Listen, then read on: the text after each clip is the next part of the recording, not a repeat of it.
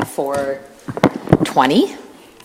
That's okay. Oh, CIT. okay, yeah. Mic'd you up there. Yeah, okay. So our first,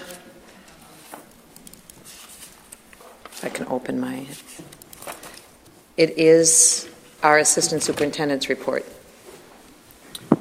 Okay. As always, I included on here site visits that I have coming up. I've just finished a lot of site visits actually in the recent weeks. Looking at Rock Ridge and Stowe as some upcoming site visits that I've got on my calendar. We wanted to give the board a quick update as to some of the work that we're doing around the secondary scheduling task force. I was hoping Dr. Carey would be here tonight, so I'll do my best to kind of fill him in, but he's homesick. We have been working through identifying some options. He's already shared with the board several times the process that he's used to get to those options. During the week of April 26, we did hold our Think Kids sessions, and as a part of those Think Kids sessions, we did ask for feedback from our community as well as share information about how we got to those options and what are the remaining options that we see as best to meet the needs of our students and align with our community's goals. So we're in the process of compiling that feedback. I think we see our next steps are really moving into the fall with that feedback and at that time making some decisions. Hopefully for any implementation would be fall of 19. Is that correct, Superintendent? So that was I just wanted to share a brief update that we are still moving forward with the process. We've completed that. We're compiling that information from our community at this time, and we'll use that as we move forward this fall. I also wanted to give just a brief update. One of my roles as Assistant Superintendent is to oversee district and school safety. As you know, there's been more and more information at the national and the local level regarding school safety, and so this is something that we meet often about. I meet on a monthly basis with some of our leadership team. However, we are looking at making some adjustments going into next fall, and I'm establishing a team of principals along with Jason Barsness, David Helver, and Ron Lake to help us with some district updates that we have been in the process of working through this year. Some of those things will look at updates to our emergency manual. We'll have some improved communications for subs on safety procedures because that looks and feels different in each building, so we want to make sure there's some consistency there. We need to think about what training looks like on an annual basis and any training needs that would happen due to any language changes in the manual. And I met with the Duluth PTSA, and one of the ideas that they shared with me is providing some resources to families, especially at the elementary level, for how they can talk to their kids about school safety and lockdown drills and those kinds of things that tend to cause anxiety for our students. So they've shared some nice resources with me. I'm going to work with the principals to put those things together, and we'll be able to implement those communication tools next fall for our families. So. And then lastly, just another update. As you saw in the last board meeting, we did receive a grant from the Department of Education. The purpose of this grant is really to look at scale-up efforts and how to maintain PBIS implementation. Since I've been here, we've added more and more schools to PBIS, and they have gone through that formal training with the Department of Education. Now that we have more schools that have been trained, we really need to think about how are we going to support this work from a district leadership position to make sure we continue to sustain what we're doing, as well as bring on any more schools and scale up beyond the schools that are currently trained. And so we were able to submit for a grant that we will use this spring to create a team to help identify what that process should look like. As of next fall, we will have 6 schools that will have gone through or are in the process of going through training, and that's Denfeld, Lincoln Park, Piedmont, Lowell, Lakewood, and next year Laura Mack will be one of our newer schools to that process. So I have other schools that have shown interest, and so this team will help develop some processes for how to support those schools who are also interested in training. Any questions about my report? Not necessarily a question, just a comment. Adding to the topic of school safety, myself, along with, as a part of the district intergovernmental committee, was able to meet with Member Van Nett and Member Anderson, the city councilors, City of Duluth, as well as Chief Tuscan and the superintendent. And so we had a conversation about school safety, and not much more I can share right now, but there will be more to come. So good. Also working in collaboration with the city on that front. So I just want to chime in too. I'm sorry. Member Loeffler-Kemp. Okay, great, thank you. And I was really glad to hear that that committee came together around school safety issues, given the number of concerns. When Member Lofold and Chair Kirby and I were down at the school board lobby day, they had a speaker from the Minnesota School Safety Center. Yes, and so I do have the PowerPoint that I'll pass on that I got from them. And they did tell me they've been working with the district, and in fact one of their comments they had is that I just pulled up the email I got from him, that they thought that we had a lot of good best practices in our K through 12 planning, and just really kind of highlighted the efforts that we've been doing so far. So I also shared that PowerPoint with Principal Clive, who's on one of the district committees as well. So good.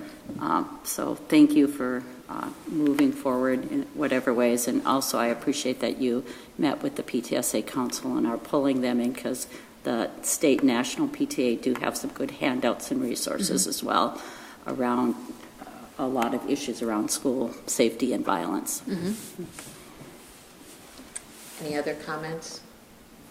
Loeffler-Kemp, actually, Member Loeffler-Kemp said exactly what I was going to share and support, and just really, really proud of our district for what we do, and really glad to see that you shared that with us today too. It's important that we keep kind of going on those topics. So it's always I always enjoy what you pull up to share with us. But I suppose that's what your job is. And PBIS too. You know, that's been working in our building. So our next item then is just informational presentations, but we want to go to Pam Reese. Pam Reese. Okay. You are welcome to come up, Pam.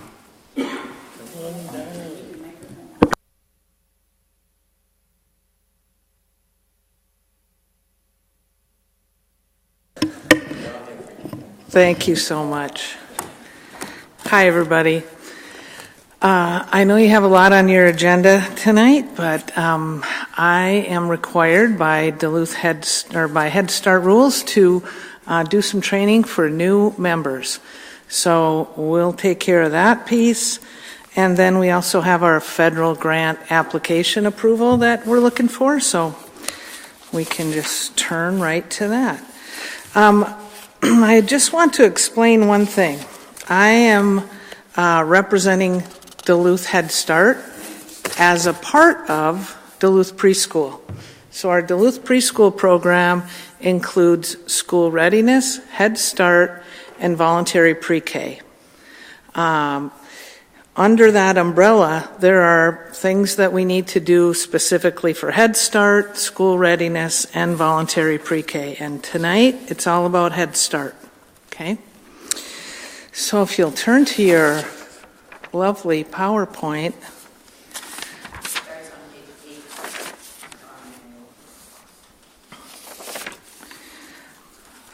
I would like to call your attention to the third page, which is our locations. We have 16 classrooms across the city within Duluth Preschool. That's new this year. Head Start supports 9 of them financially, but all of them follow Head Start performance standards in terms of how we operate our program. Okay. This one is always confusing for folks, and not necessarily for you, but for the general public, that our funding comes from state and federal grants.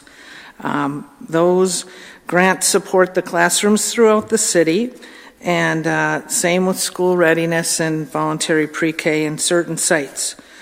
We also get some state money from early learning scholarships, and we've been able to use some Title I funds as well. Within Head Start, we have a state grant that funds 3 options. One is a child care collaboration at the YWCA. One is our Families in Transition program, which is modeled after the K-12 Families in Transition program, serving families experiencing homelessness. And then we have a small home-based option serving 12 families. Okay. And one of the things that makes us different, when we get phone calls from people all the time, what's the deal with preschool and Head Start, and why is it different from a child care, and how does that all come together? And basically, one of the big differences for Head Start and consequently for Duluth Preschool is our comprehensive services. So we have service area coordinators who support health, nutrition, education, disabilities, mental health, family advocacy, and parent engagement. So that's not what you're going to find at your typical child care center. There are a few, though, that are working toward some things like that, but that's the big difference. I hope that when you see these 2018 poverty guidelines, you'll be appalled at what we're asking people to live on in our country. And they just creep up hardly at all every year, a couple $100 a year. Those guidelines are what we follow to enroll families under the Head Start funded option. And so families can fall within these guidelines, or they can be slightly over. We can also accept 10% of our funded population, which is 239. 10% can be slightly over income. We're not going to, $150,000, but we'll go $5,000, $10,000, and I can tell you that folks in that range are still not thinking they're rich. So, can I? Is that when you said you're appalled by, our guidelines? Is it because you don't feel that the federal and state guidelines for what is actual poverty is reflective, that it should be adjusted up because of our cost of living and just what really $12,000 looks like for a family of even 3 or 4? Right. Because I guess I've always thought the same thing as a high school teacher and as someone who is a high school coach, and I'm always looking for the eligibility and all of those things, and I'm always looking at the families going, there's need there. There's really need there, but the income guideline says, nope, I'm sorry, it doesn't meet. That's and right. It's like, you've got to be kidding me. Yeah, okay, so a family of 3, $20,000, $20,780. So just think about rent in this, in this market. That would eat most of it. So, I am appalled by that. I think it's terrible. So to enroll in Head Start, it's pretty simple. Now we have a pretty slick online application, and we're getting a lot of people turning in applications that way. We can also do a face-to-face interview. We can do one over the phone, and we can do a home visit, whatever it takes to help a family get enrolled. We also help folks find a dentist and a doctor, and in the Head Start world, that's called having a medical home.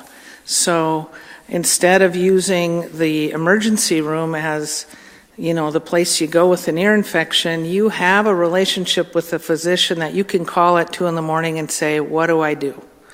And that is a huge thing in our program, and it's something that we're working on all the time, trying to help people find folks, especially dentists, that will accept their medical assistance. Okay. We have a few different curriculums that we're using. The main one that we use is our called OWL, or Opening the World of Learning. It's a literacy-rich curriculum that we adopted about 10, 11 years ago when we got an early reading first grant, and that started the change in our program. In our state options, we use creative curriculum and PITC, and I think some of you might be familiar with some of the social emotional curriculums. We use a second step curriculum, and most of our staff are embracing the pyramid model of social emotional support. So there you go.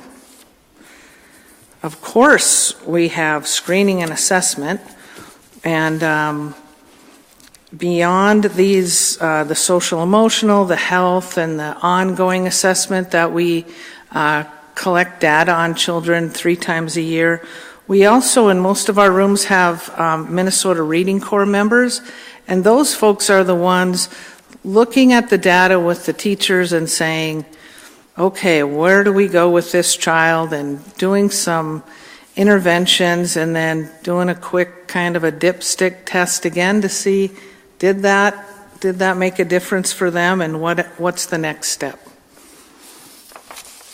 The way that we engage in parent engagement is listed here: home visits, conferences, our policy council, which is sort of our board of directors, and we're meeting at 6 o'clock tonight, which is why I got bumped to the front here. We have parent and family events. We really try to help folks get connected to the community, and we appreciate that parents are the ones ensuring regular attendance for their kids, even at 3 and 4 years old, and supporting healthy child development. So for now, you can reach us at 2102 North Blackman, but pretty soon it'll just be a little hike up the stairs, and we'll be in room 300 in June. Just for your office space? Office space, yeah. Otherwise you're up at We're at Barnes Early Childhood, yeah, which is attached to Lowell. Lowell's attached to us, because we were there first, so just saying. You know, for the record. And pretty soon it will just be Lowell. It'll just be Lowell. It'll be a sad day. I'm going to crawl up and take that sign down on the corner of the building. Okay. Next is an org chart. This really will help you understand what we're all about. Did you understand it? yeah. Okay. I mean, I have to have it next to me if I was making some decisions on like what I was responsible for. Okay. Monthly school board at the time. So the school board and Head Start Policy Council are at the top. So in the Head Start world, they're equal. Okay? Yeah. And we have no jurisdiction, if you will, over the superintendent or the assistant superintendent, but they do have power over me. So try to mind my P's and Q's. We have, as you can see, we have several coordinators. Education, as I mentioned, health, nutrition, mental health, disabilities, ERCIT, that's enrollment, and family services. We also employ a part-time nutritionist. We have 2 mental health consultants that work program-wide, so they work with all those 16 classrooms in Duluth Preschool.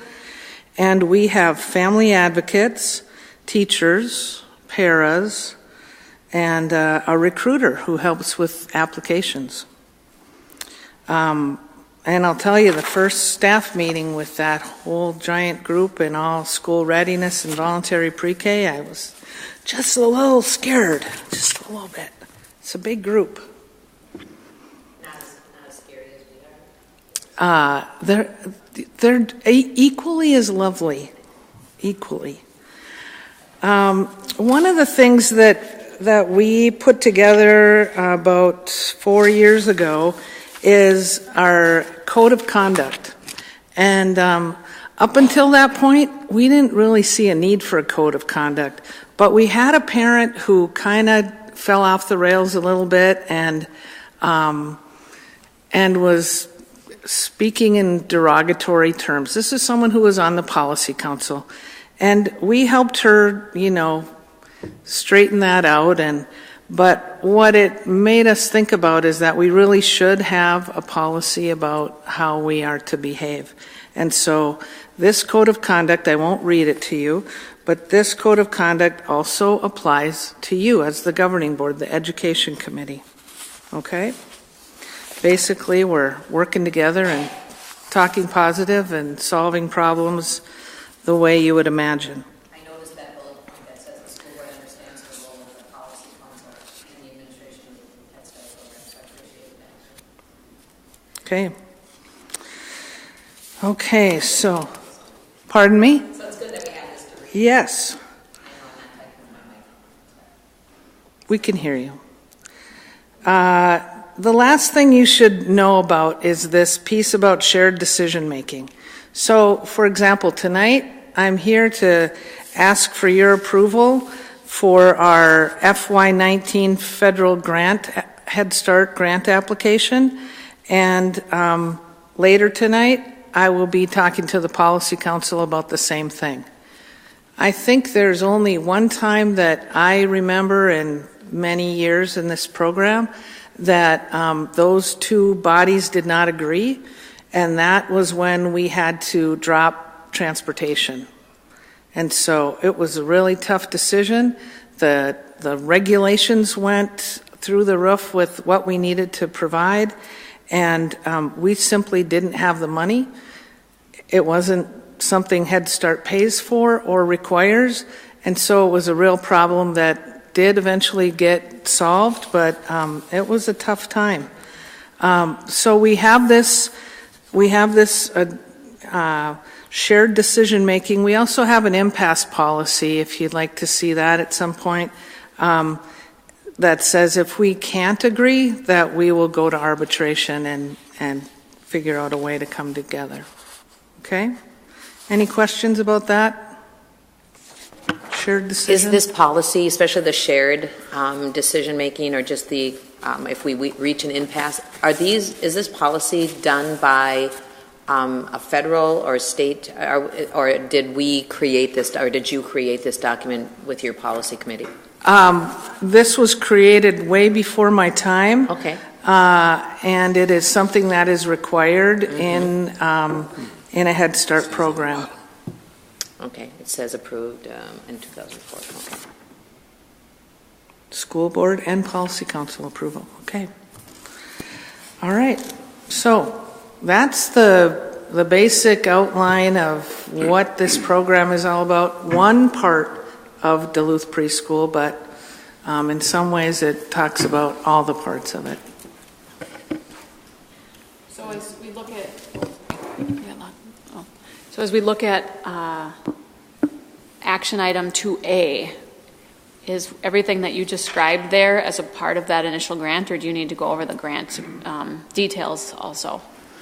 I just need to give you a brief overview. Okay. I will tell you that in writing our grant, which is happening right now, this is always a problem. They don't like that we don't have a written sort of, report to send that the governing board and the school board has approved it, and I'm just going to give you the whole information in case they need to take a look at the videotape. Okay?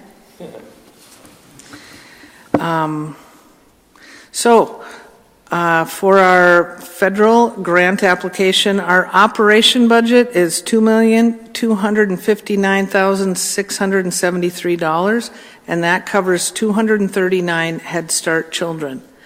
The next line is a training and technical assistance portion. It's a separate portion of the grant, and that is just what it says. That's for trainers, that's for if your self-assessment shows you that you need training or assistance in some way, that money is to be spent on that. It's not for salaries or anything like that. So our total, $2,288,631.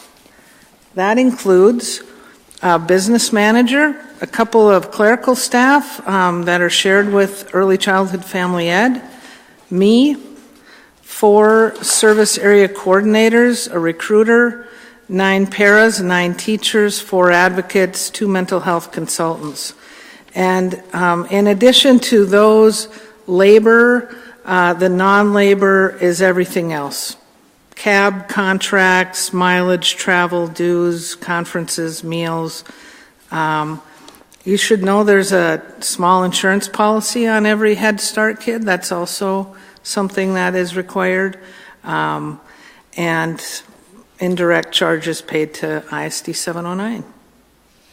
So with that, I'd ask that you send this on to the full board and grant approval.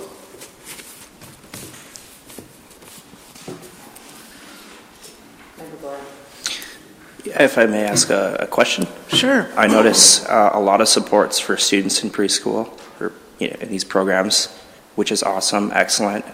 Brings me to the question, when these students transition to kindergarten, what does that look like? And what might the needs be? Good question. We, as part of our pre-K to grade 3 leadership team, we have wrangled with those issues. I think that our work has helped us figure out how to do staggered starts. So those kindergarten, in early childhood, you'll get a home visit. When you go to kindergarten, you'll get a school visit. Not a conference, not a, come and do paperwork. It's a time for the parents and child, to meet the teacher, see the room, ask questions, figure things out individually and privately, and we're really excited about that. The other thing that happened along with that and some work we did on Roundup was that one of the kindergarten teachers asked about our staffing. And, we're well staffed. We need to be. We have a lot of little folks that need a lot of help. And but early in the school year, our teachers are doing home visits, and so they wondered what were the paras doing at that time. And what came out of that conversation is that we will loan kindergarten folks our paraprofessionals.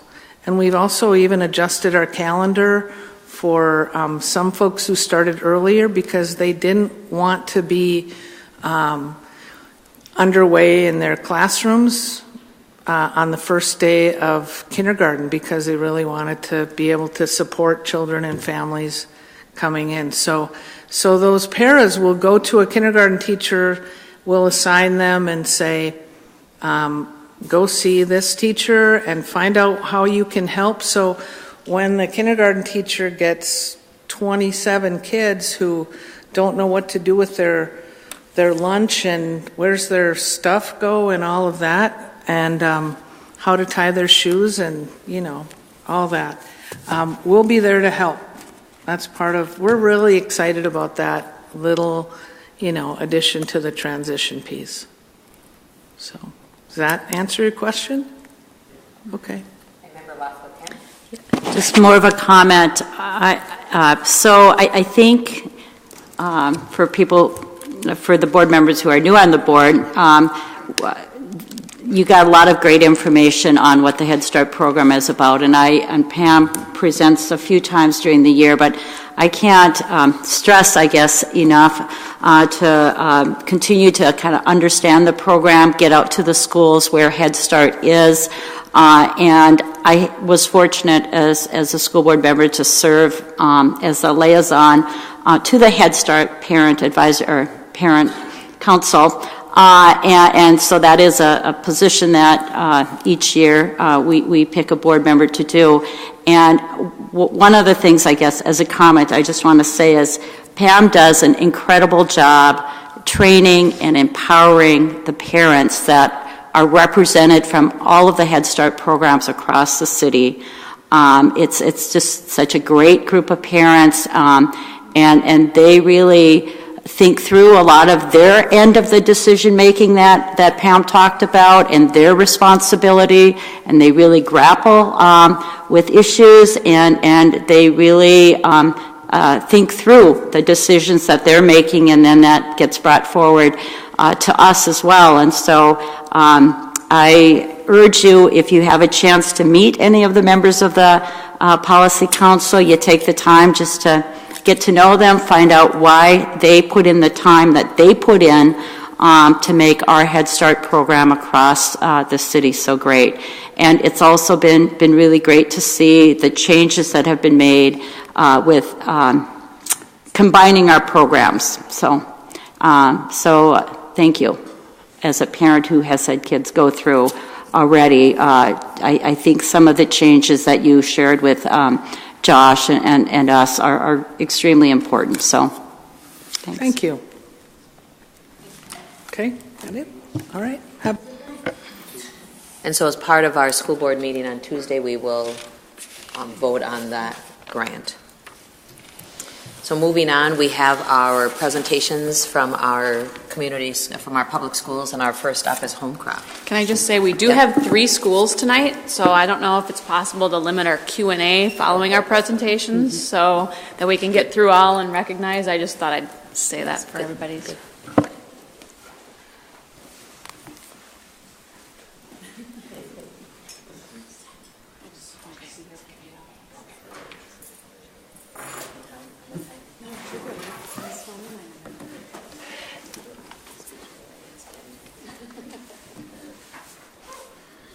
You're up. Yep, you're up. Yep. Yeah, go ahead. Just push that, and you don't even have to lean in. Welcome. We're excited. Thank you. Thank you for having us. I'm Amy Warden. I'm the principal at Homecraft. I'm Linda Hagstrom. I'm one of the CIT members. We're excited to visit tonight and share celebrations and successes, and also give you a preview and a little look at some of the things that we're working on. Homecraft currently has 14 classrooms with 1 special education classroom. We're excited to have 2 half-day preschool classes and a full-day preschool. The addition of those preschools has been very positive, and we certainly have noticed the impact of that, especially at Kindergarten Roundup this year, where we already have students enrolled at our projected level for the fall. So it's exciting that Homecraft is a growing school community, and we're very proud of that. Working in a smaller building has brought me great joy and great challenges, and I want to start with those celebrations first, but I'd like to first offer Linda a chance to share from a teacher perspective what she believes the celebrations are. You've said it so beautifully already in your presentation, but, well, I've been at many different schools. That's the way it works in our district, as you know.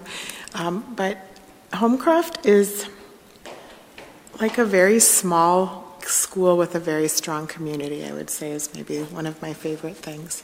And the parents are very supportive, very involved, very concerned about their children, but at the same time not helicopter-y in most cases, if that makes sense. So, there are many others, but that's the overall.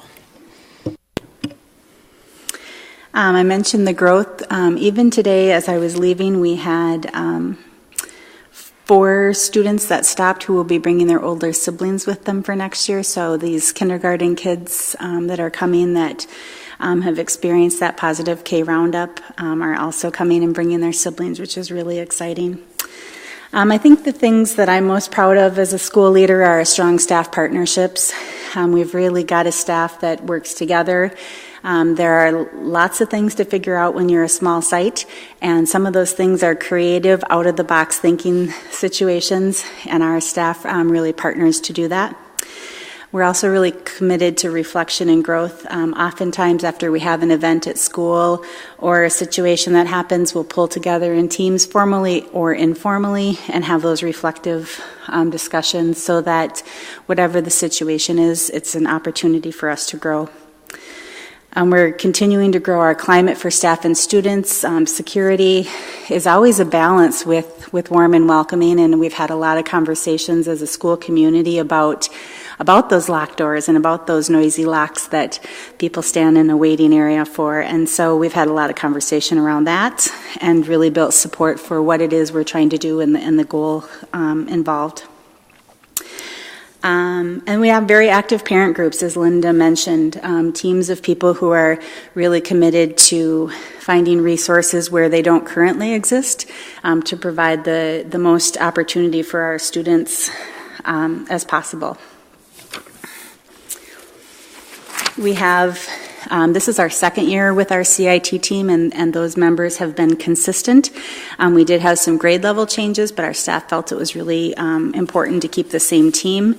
And so our CIT team has been consistent, and through that, we've really been able to dig in with data probably in a way that we haven't done in recent years to really look at where are our needs and where are our areas to focus for growth. If we were looking specifically at our school goals, our school goals themselves, we have pockets of meeting goals and pockets of not, and I outlined that for you in the presentation. And in response to our school goals, we're looking at last year's goals. But in response, we've decided to really start to look at when and what that can look like. We'll be brainstorming about that this week at our next collaborative team meeting. We're really diving into assessment specifications to assure that we're not missing the mark and preparing our students for assessments and those that measure. In a small school, and I probably don't have to give you a statistical lesson here, but a student in some cases can be 2%. So when we look at growth, we're not, because of our size and the number that we're testing, if we want to make a 3% increase, we're looking at 1 or 2 students. And so we need to get beyond that because it's easy to get, I think, hunkered down in numbers and really look at students as names and faces when we're talking about achievement and how we're improving. Our attendance rate overall is very strong, but we are utilizing the Attendance Matters materials to work with specific students and families who are in need of support. And then some really out-of-the-box thinking that I think has been really successful is partnering with St. Scholastica and UMD to train pre-education students to come and volunteer for some time. And in return, I train them in interventions. We're progress monitoring them, and then they get a fabulous $10 Target gift card when they're done. And much gratification. And much gratitude and love from the staff. I'm going to try to stick to some highlights here. Moving forward, I'm going to jump ahead to our data review academically. One thing I'd like to point out is that we've really had some strong discussions about looking at grade level growth and change in order to evaluate our practices and instructional decisions. So when you look at our scores from 2013 to 2017, you see some rising, some falling. It's kind of hit or miss. And so what we've really tried to dig in and do is look across the years and try to make some changes and some challenges to our thinking about instructional practices. But then we've also taken a cohort approach and decided to look diagonally down. So we're following students down to watch their growth and improvement over time. Those different viewpoints have given us some different information about school improvement. Most specifically, we're looking at evaluating our fidelity to scheduling, our use of walkthrough tools, including some coaching using practice profiles, and then enhancing our use of common assessment to be sure that we're really targeting our instruction and targeting our response when students need that. I'm going to jump ahead to our data review around perception program and fidelity. We did utilize the principal feedback survey, and staff are reporting that sense of trust and overall collaboration, which was my number one goal coming into the position last year. I'm really trying to enhance our sharing of ideas, and our CIT has been instrumental in fostering that among the grade levels. We're excited about having a homegrown PBIS system. It's our Hive 5 because we're the Hornets. Safe, respectful, responsible, kind, and curious. And so we're implementing that. We don't have data collected yet because that's been a small and slow start, just so that we're all on the same page. And again, we're not part of the statewide cohort, so everything at this point has been homegrown. But we've had some fun with some of the things that we've gotten started, so families are excited about it too. In summary, I just wanted to share that we've really tried to look forward, use this data to feed our practices forward.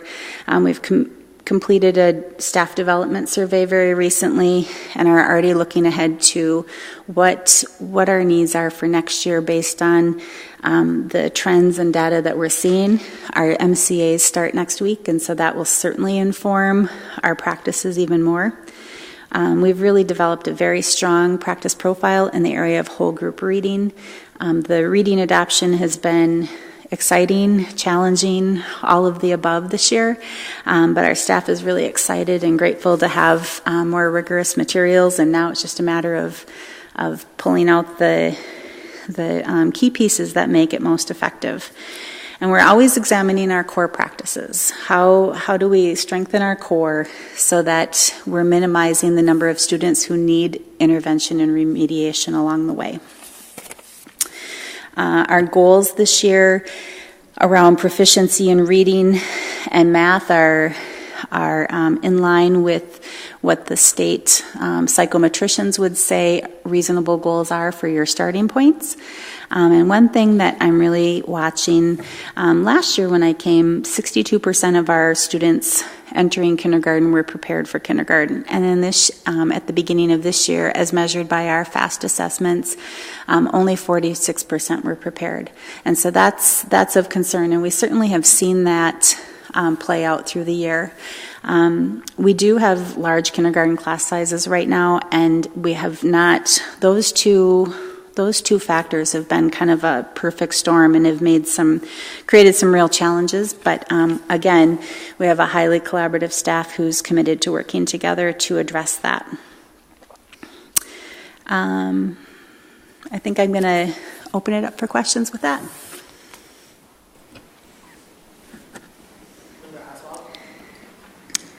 Hi, welcome. Thank you. I'm going to get right to the nitty-gritty since we don't have a lot of time. I'm concerned about the drop that is documented in achievement in math in 5th grade. I was hoping you would speak to that during your little intro here, but is there a reason that 4th graders went from 80% proficiency to 45% proficiency the next year in 5th grade? That's a huge drop. So have you figured out and vetted out the reasons, and how are you addressing that so it doesn't repeat itself this year? We have a departmentalized 5th grade math delivery system. Last year there were some changes made to that system. It was a new staff member leading the charge, so there were conversations about making adjustments back to some of the strategies and instructional designs that were in place before, in an effort to be responsive to families who are busy and rushing around after school. There was a change in homework, the amount of homework that was given. And so all of those things were part of the conversation about, not paring it down so much that we're not getting the practice, not paring it down so much that we're trying to embed. Another thing is I think there was extra focus on trying to embed math with science, and that's I think that's a great aspiration, but that's a really big undertaking, and it has to be done with such design and such intention that I think one can fall short when the other gets out of balance. And so that is an area of concern. As a very transparent conversation, our staff started with that conversation at the beginning of the year, and that's not flattering data. It's not achievement that we would expect. And on the first day, we tackled that data and had very open conversation about, where we need to go, what needs to change, what happened and didn't happen, and how we move forward, because that's not an unacceptable level of achievement, especially given the prior year. So you are looking at cohort data when that happens. True. And if I just can follow up, I'm wondering, how was it a disconnect with too many changes with a new teacher, or was the students achieving during the school year and then they hit the MCA and they didn't achieve? Were there warning signs before the test actually happened? Is that known? I mean, that would maybe be a pure guess, but.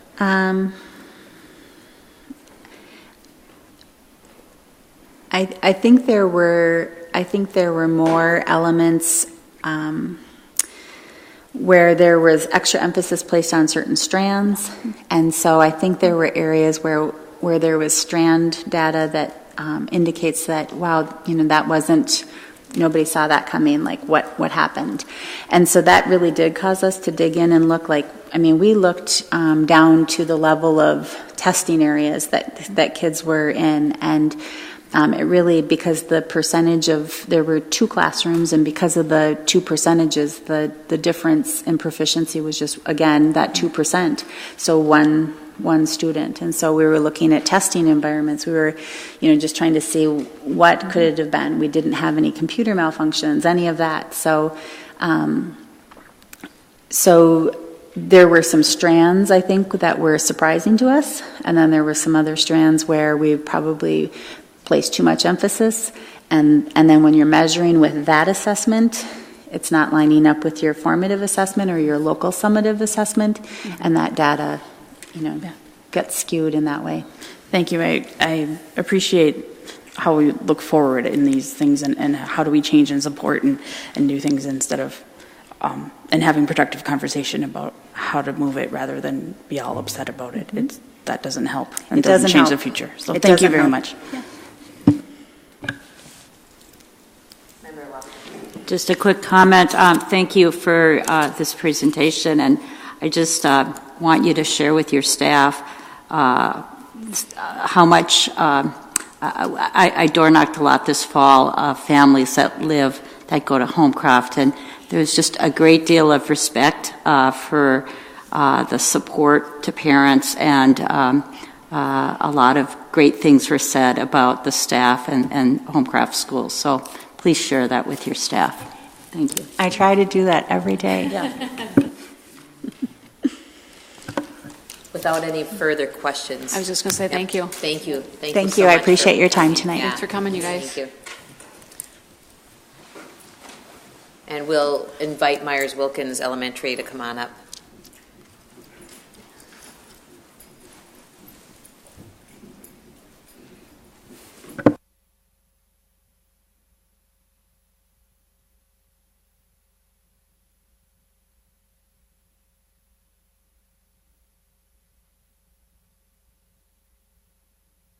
Okay.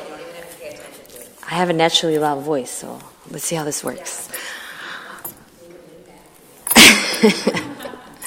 Right.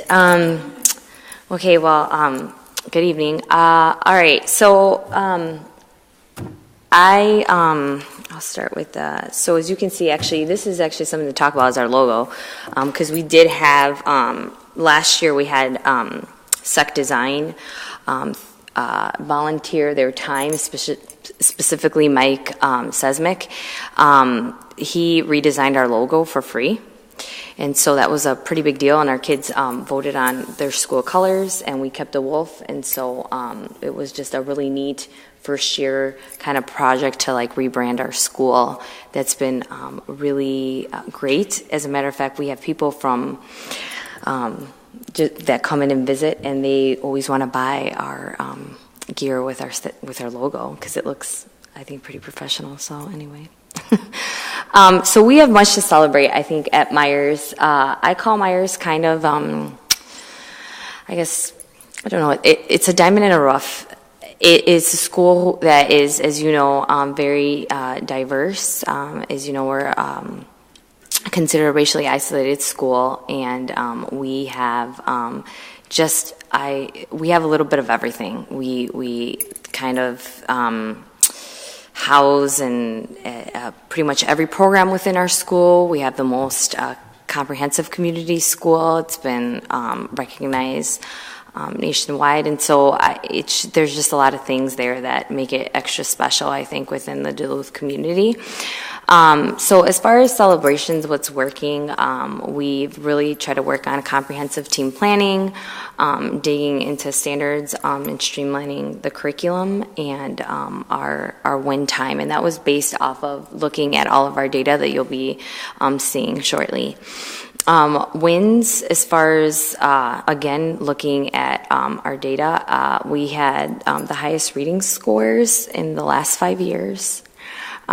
This past year, we've had steady incremental growth in all of our, in reading and math and science. We've had steady incremental growth in the same areas at each grade level. Obviously, it varied, but I would say it ranged from about, on average, 3 to 7%, depending the grade levels.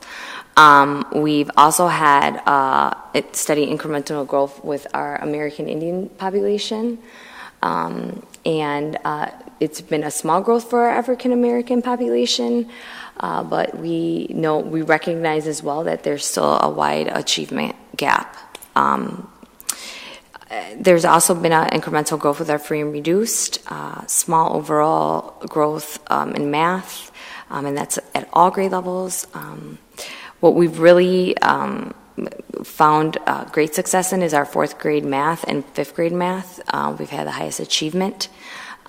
We have maintained our growth with our free and reduced with math, and there's been definitely a steady science growth, and that was attributed to the fact that prior we were a STEM school.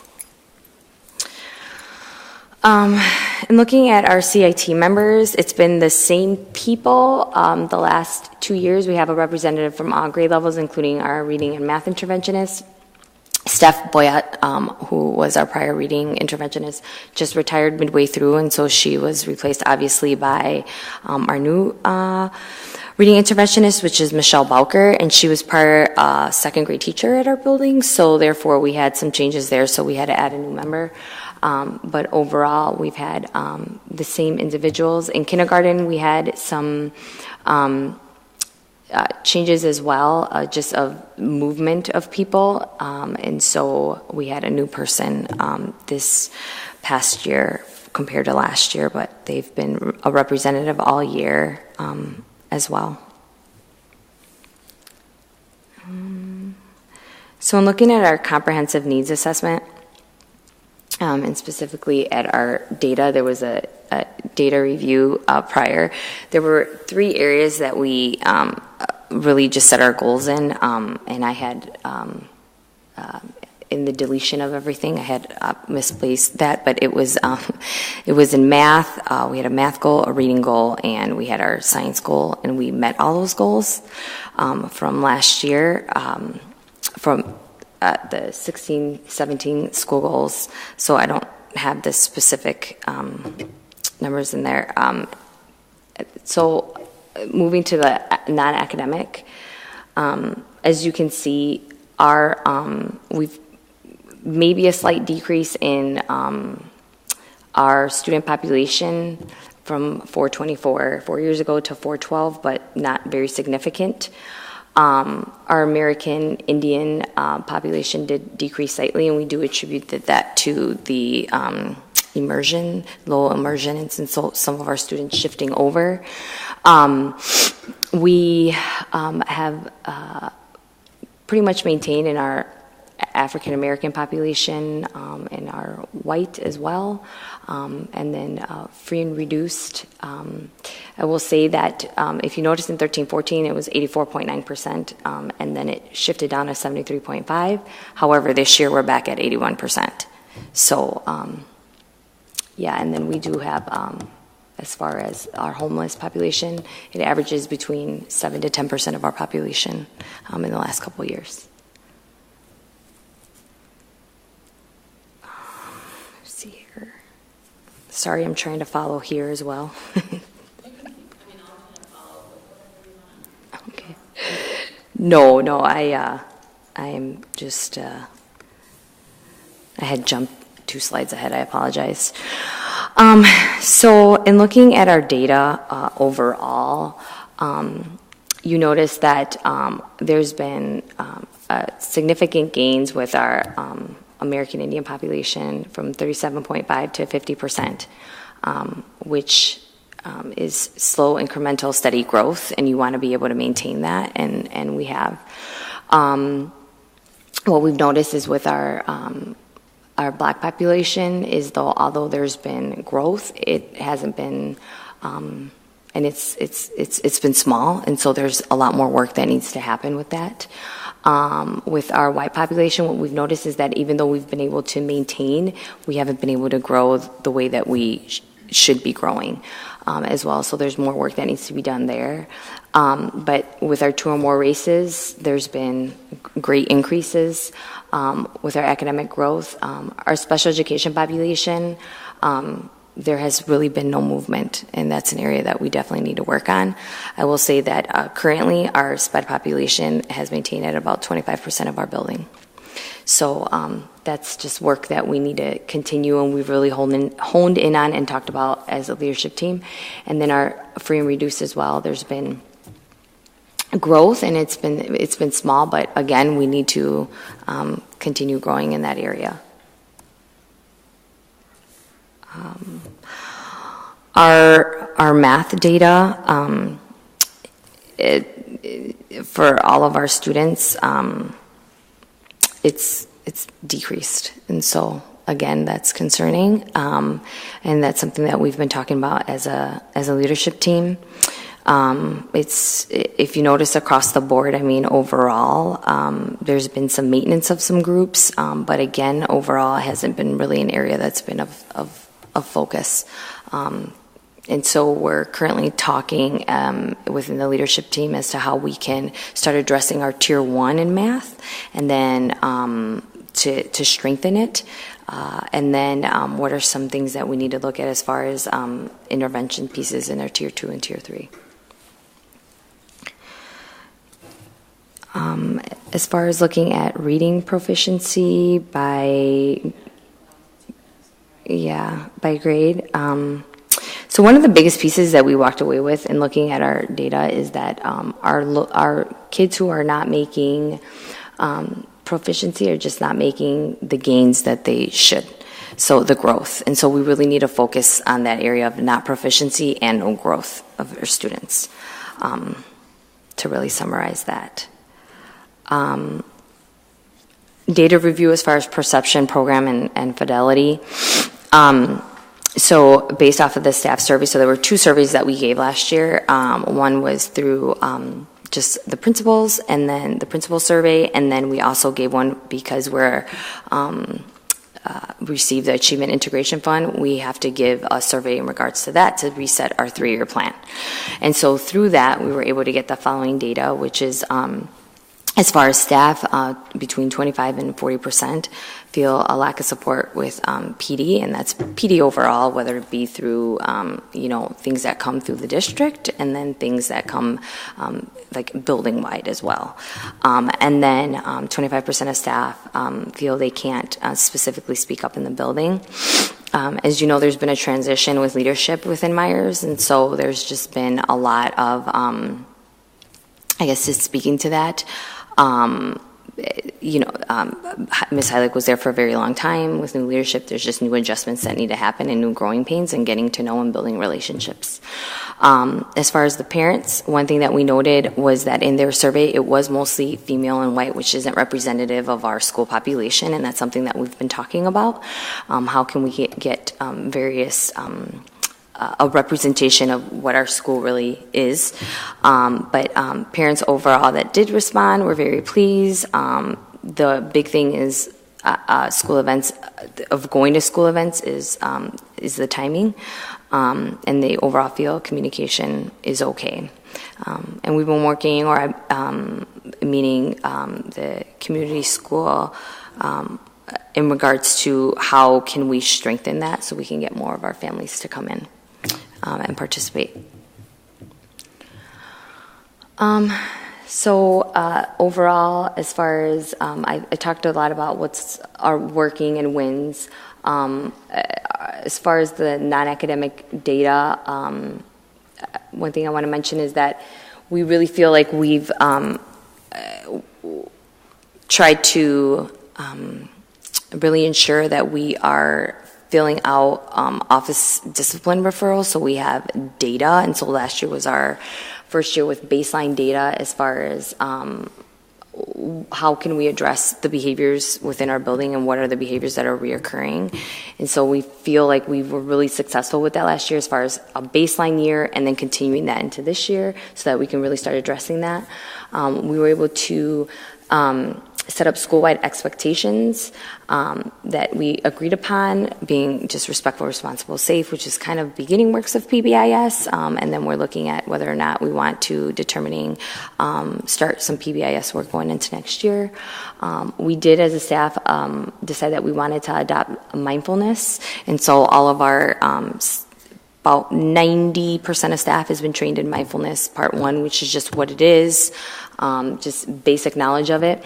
And then for mindfulness part, like the second part, which is teaching the kids what it is and being able to implement that within the school, all of our key people that need to be trained in it have been, such as our dean, our new self specialist, our dean, all our social workers. We have 2 of them. All of them have been trained in it. And so going into next year, what we are looking at is having our self-teacher, which is Elizabeth Bakowitz. She has been currently pushing in this year as a specialist on the 8-day rotation. We kind of added her in. And so this year she's been working with kids on social emotional learning skills. And so she's going to be adding mindfulness into that going into next year.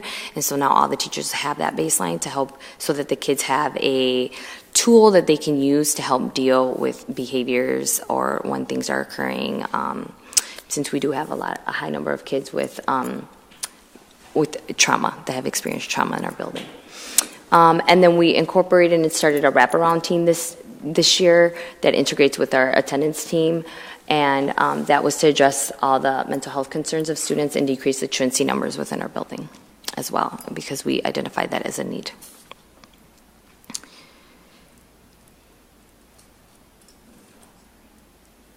Just give me a second.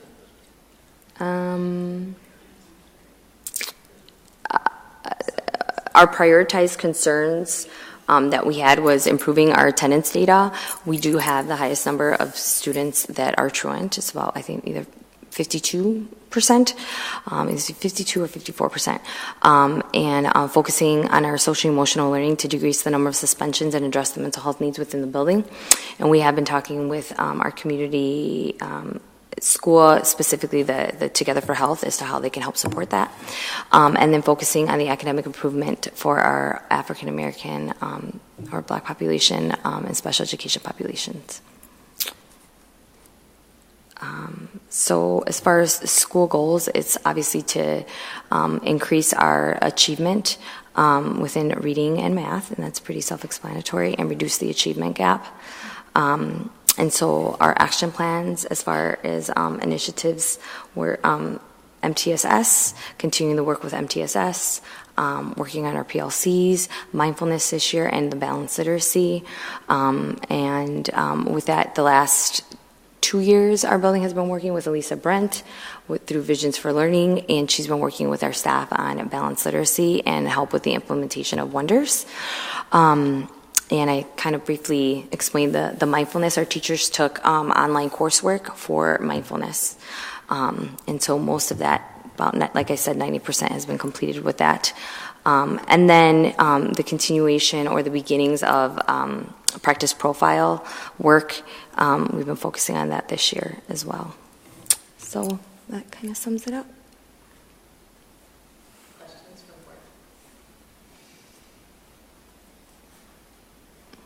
I did so awesome. There's no questions. All right.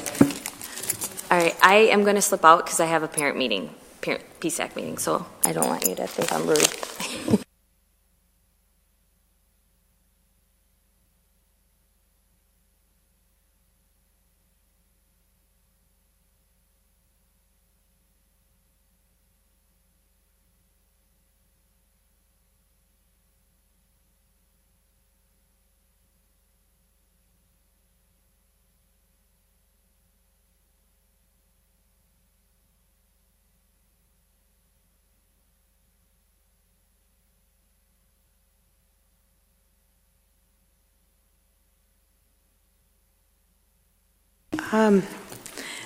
Thanks for having us this evening. I'm Gina Clive, principal at Ordine East, and I wanted to give part 5 of our 11 CIT members an opportunity to introduce themselves as well before we get started.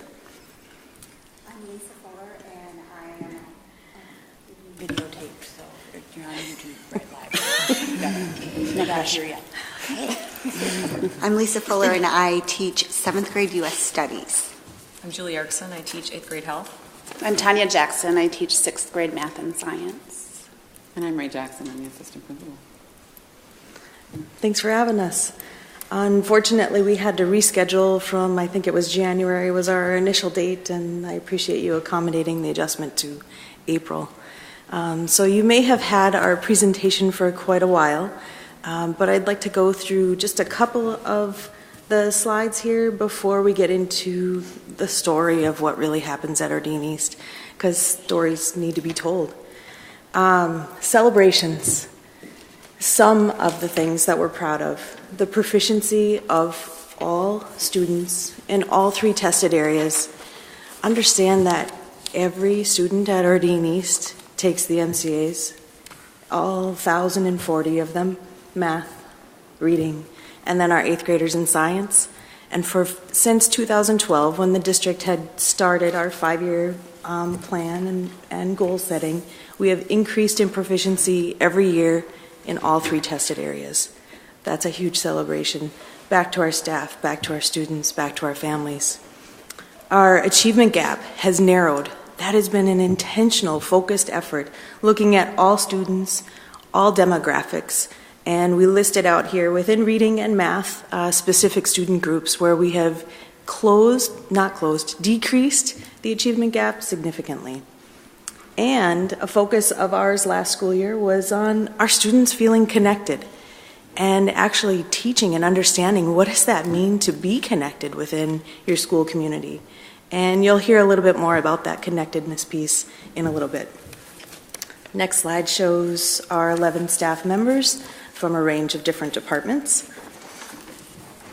As you have heard from every other school in the last few months, we've been working through our comprehensive needs assessment with our continuous improvement team. And you can see that our goals were all met last school year, and we're very proud of that. With regards to number 4, being a general fund school, I just want to highlight that yes, our class sizes have decreased by a bit every year for the last 5 years. And so if you take a look at, in the year 2015-16, we averaged 34.5 students per class across the board, every content area, every subject, every grade level. That's our average. And last school year, we were down to 32.9. So that has been a celebration as our average has decreased every year. Just wanted to highlight that. You could see within our non-academic data and our academic data specifics with regards to student groups. And I'm not going to go through these pages of data with you, but if you have specific questions, please feel free to reach out. Or feel free to ask this evening as well from any of our CIT members when we get to that point.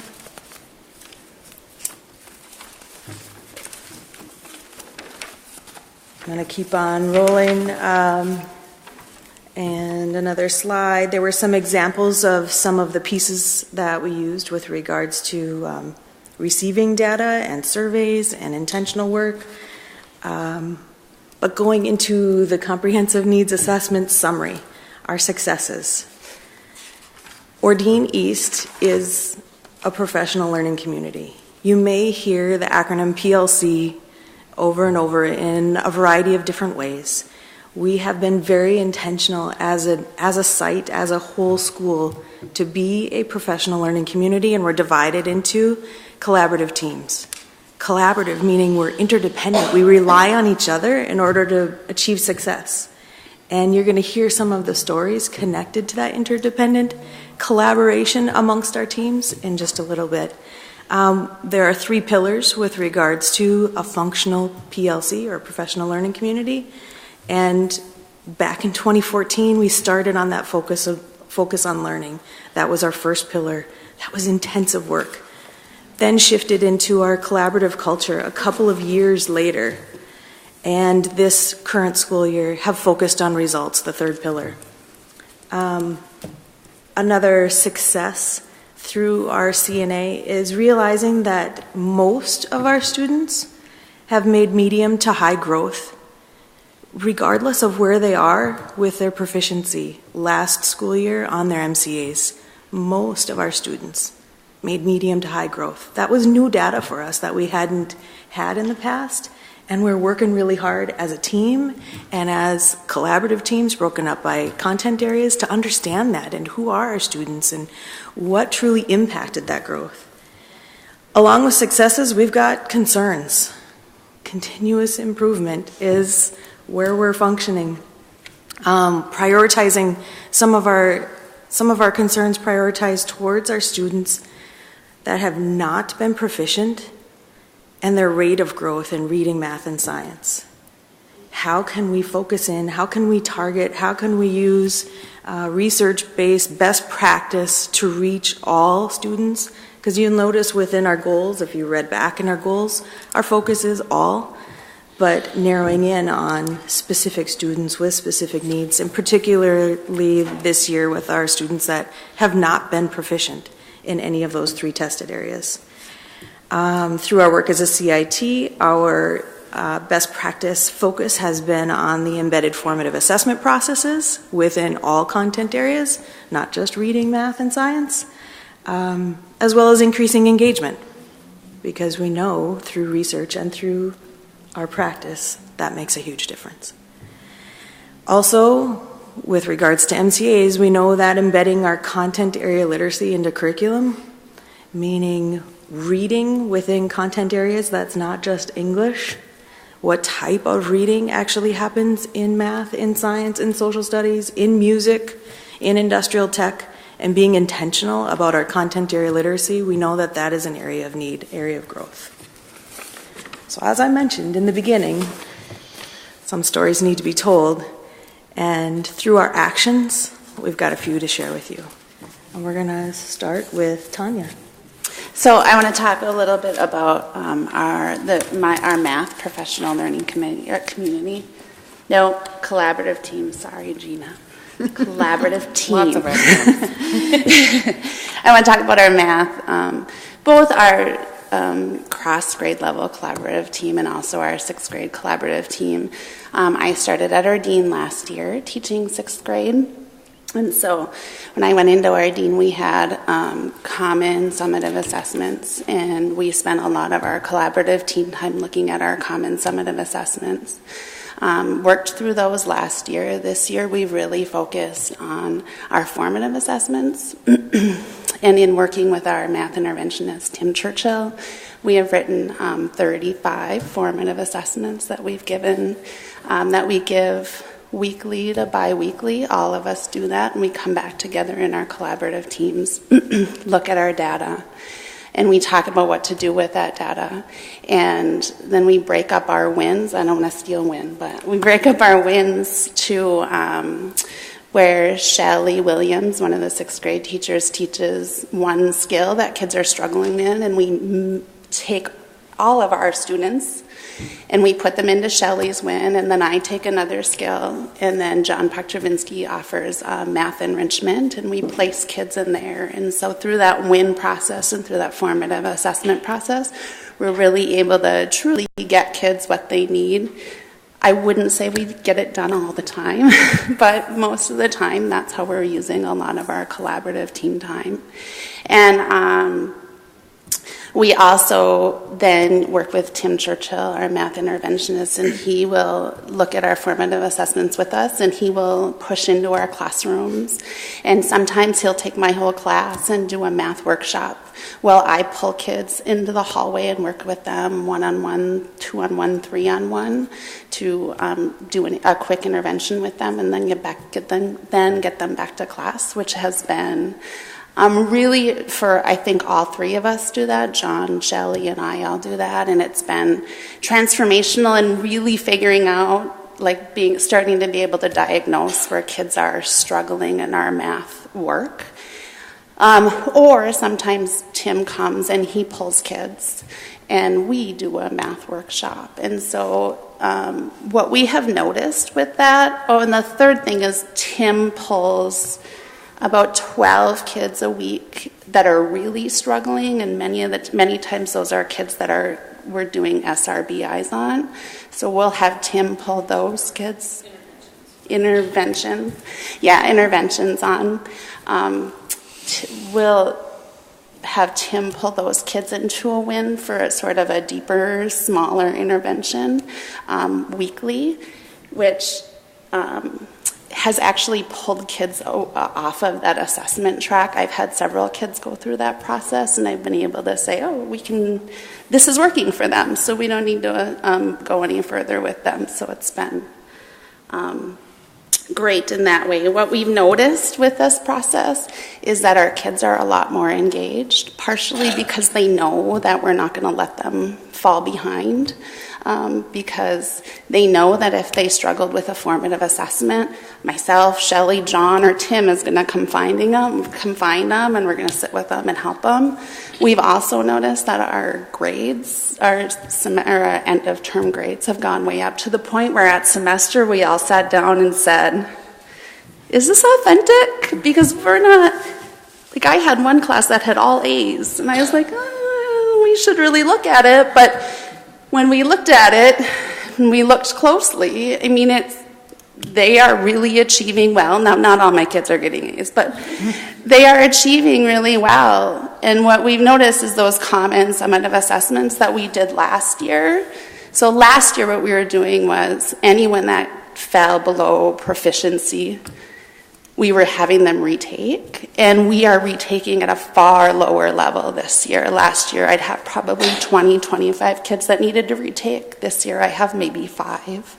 And so it's sort of been, we've seen some results there, so we'll see. That's it. Nice. Tanya mentioned a little bit about when or what I need time, which is a 31-minute block of time after our second period. And that's a time during the school day during which our kids can get additional support from their teachers. And I have seen so much growth and improvement in my classes as a result of implementing WIN, especially since we've added the additional time over the last year. This is now our second year of WIN, as you may know. And the way it works, if you're not familiar, is on Mondays the students get to dictate where they will spend their time for Tuesday, Wednesday, Thursday, and Friday. And they have choice and get to decide what they need during that time if a teacher hasn't already told them, we know what you need. We want you. And Tuesday, Wednesday, and Thursday are focused on academics and focused on intervention. And then on Friday, that's the day when we share what we're passionate about with our students, or we just enjoy an activity that is fun with them. And I've found that this time is so valuable for students who are at risk, students who otherwise would be failing or falling through the cracks. Some of the students are difficult to reach when we're doing activities in a class, and they need additional face time with me. They need a smaller group, or they need a one-on-one conversation that is tailored toward their life, and they need help making connections between where they're at and what they're interested in, what we're learning about, or where we're trying to get to in regard to learning target for the day or the task that we're looking at. When they come in for WIN, like Tanya mentioned, sometimes I work with them in small groups or one-on-one, and it's amazing the look of relief on their faces when they realize I'm getting it and I'm showing you that I get it, and it's okay that I'm not doing it the same way that everybody else does it, and it feels really good to be able to have that time with students to get them to where I know that they can get to, and I wouldn't be able to do it if it was only during our regular class time for some of the kids. Some of the kids don't write very well, and a lot of the tasks that we do to show what you know are written, they need to have a conversation with me and explain to me what they're thinking about and how they are seeing the things that we're looking at in their own life. For example, one of the benchmarks in 8th grade health is to describe how the 3 parts of health are all connected or interrelated and how they affect each other. When a kid is allowed to do that just by describing their own life and how the relationships that they have impact the way they feel about themselves and how that affects the way that they take care of themselves physically, for many of them that's easy to describe once they're allowed to have a conversation about it, but writing about that is really hard for some of them if they don't have strong writing skills. So WIN has just been so wonderful, and I really appreciate that time. And as Tanya said, many of our teachers are doing really amazing things during that time with our students, and I think it makes them feel a lot more engaged with our content and a lot more comfortable with us and in our classrooms, and just very connected to what we're doing. And Fridays, when we do our fun activities with them, that only adds to that. Every other Friday, I do a yoga WIN with students, and students of all varieties come, those who are athletic and have done yoga before and those that have never done it before. And everybody comes, and it's non-competitive. It's not a competitive activity. I always let them know. And we just get together, and we have some time to be mindful and relax and de-stress, and it's really nice, and it gives us additional things to talk about that I wouldn't otherwise get to share with them. Thank you. Thanks, Julie. One of the things that Tanya started to touch on in her talk about how they provide the interventions was when that smaller group of pull-out kids, the interventions were working, and so they didn't have to take the process further. Well, that process we refer to as SST, which is our student support team. And this year and last year, we've put in a bigger emphasis on that focus and learning on how, what do we do when we're concerned about a student? Not just, thinking back 20 years ago when I started teaching, and many of you experienced, if we thought a student had significant learning issues, or we thought they might qualify for special, that's what SST was for. Not anymore. SST is for what do we do when we have a concern, whether it's mental health, behavioral health, academic, whether it's far below or just a little bit below. And Allie Austin, who couldn't be here tonight, is our reading interventionist. Phenomenal, and she has really worked hard with our SST to pull together what do teachers do, what are things that we can do. She made an accommodation checklist. That accommodations are small things that we do in the classroom every day to help students that we don't realize that we're doing. And so sometimes we would sit down with a group of teachers and say, okay, what have you done so far?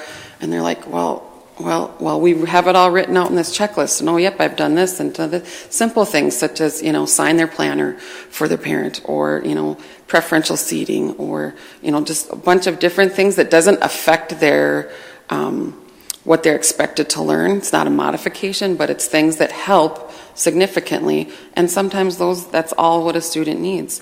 Allie has worked together through that process, and last spring sat down with every one of our teachers in small groups of 6, 7, and 8, and went through the process with them, from that accommodation checklist to looking at a student's CUME file to I did many of these things on the checklist and it's still not working. Now where do we go? But she has been crucial in that getting that format set out, and we have seen a huge increase in teachers bringing students to SST and having successful endings or accommodations made without having to take the next step. Another part of our collaborative culture that we've worked on significantly is the connectedness, how our kids feel connected to school.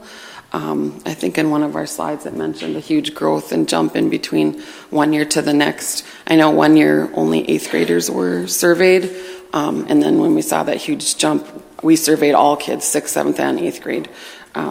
917 out of the total we had were there the days that we surveyed them.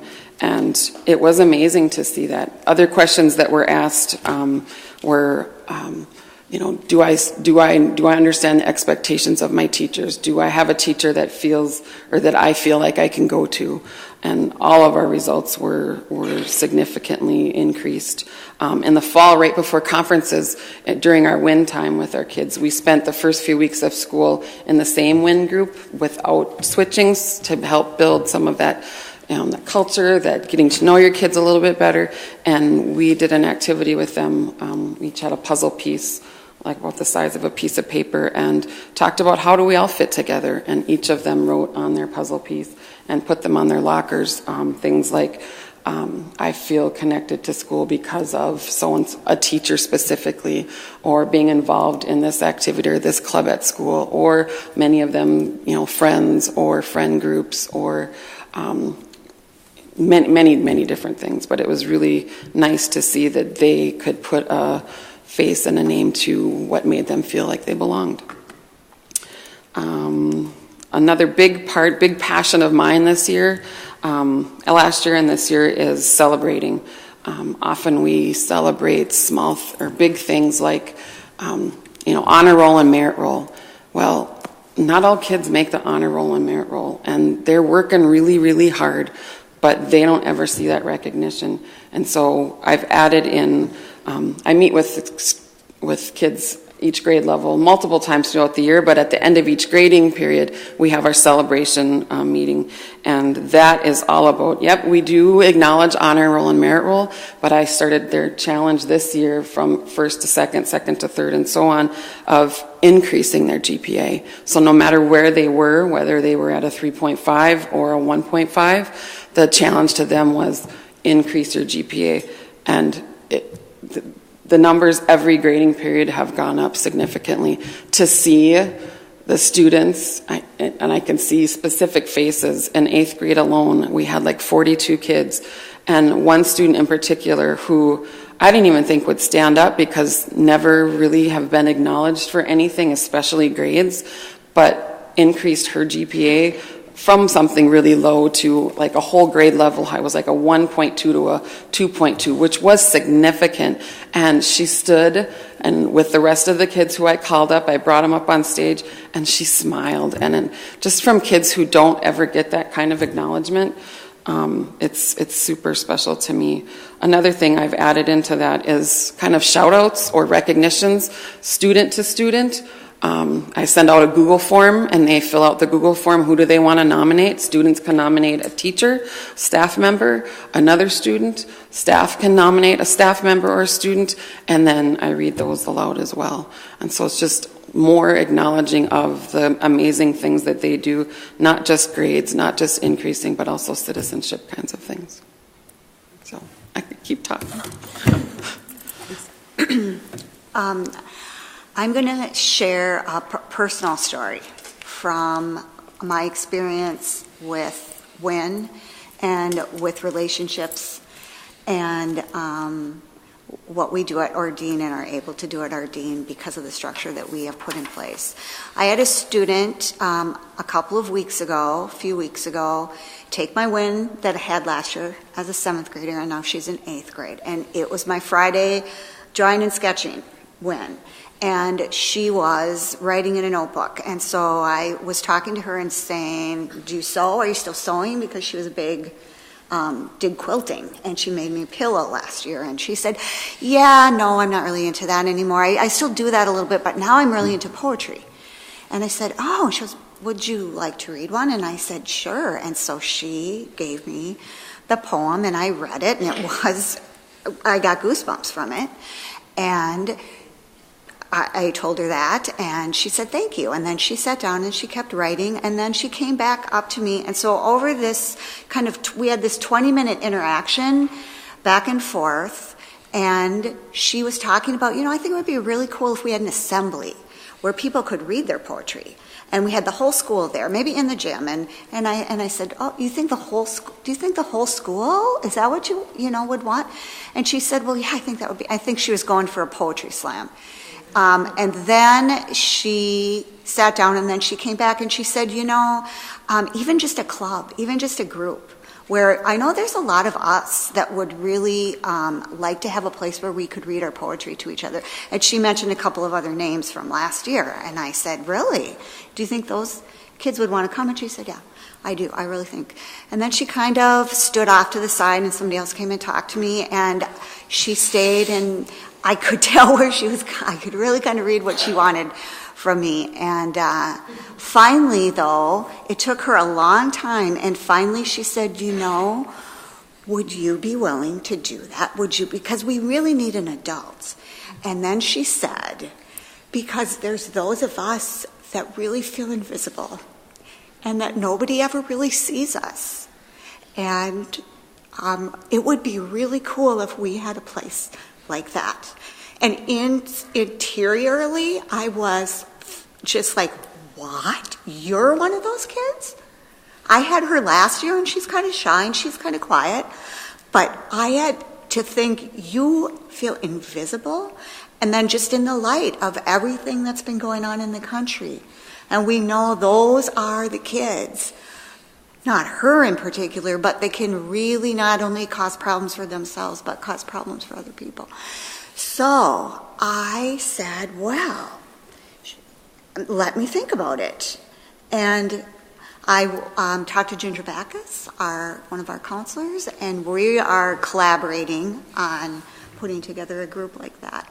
But because I had the opportunity for her to keep coming back to finally get out what she needed through that structure, I just don't think that would have happened even in a regular classroom, especially with a kid that's saying that she feels like that.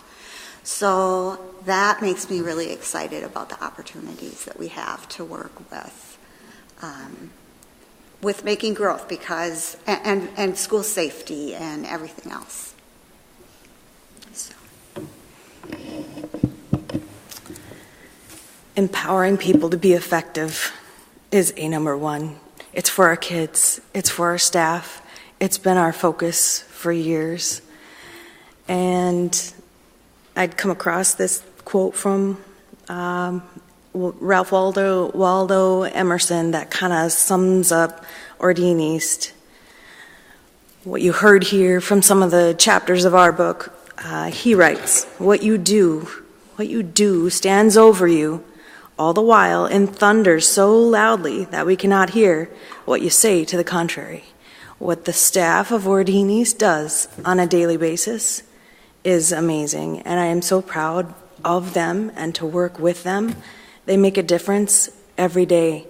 And yep, you've got some data to see that difference, but it's within the stories every day and the opportunities that they take to connect with kids that truly makes a difference. And I appreciate you giving us a chance to share some of the chapters of our book. We're open to questions. Superintendent Granson. If there was a mic, you could drop it. Yeah. drop, Mike. I want to say that, all across the district, we see examples of pieces that we've worked really hard to put in place, from PLCs to MTSS to collaborative teams to win times. And when we come to Ordine East, we see all of those things working together. And quite honestly, they even say, that's what I'm talking about. That's how this is supposed to work. And when we can talk to Gina before and after our visits, and she says, this is what we're working on. We can go into every single room and see perfect examples of that work being put in place. And we see it in how the kids are engaged in classrooms. And connected is exactly the right word. Actually, our last visit, they didn't tell me the connected part, but after we were debriefing, and I said, the kids are so connected. And Gina and and Rachel were like, That's what we're working on. That's what we're working on. But I just thank you for coming and sharing. I think that the numbers, as you say, do show what you're doing, but being in the school and feeling it and seeing it and hearing it in every example throughout the school is wonderful. And I know so many other schools have these same pieces coming together, and I thank you for the work that you do every day. Thank you. Thank you. Well, just hold on. No, I'll actually, Superintendent Grant said it best for all of us, really. He's knowing as well. But again, thank you for coming. And I know win times are such an incredible, powerful opportunity. I know what they look like too, so I know when they're good, they're good. And I think I leaned over to Superintendent Grant and said, yep, your example, Tanya.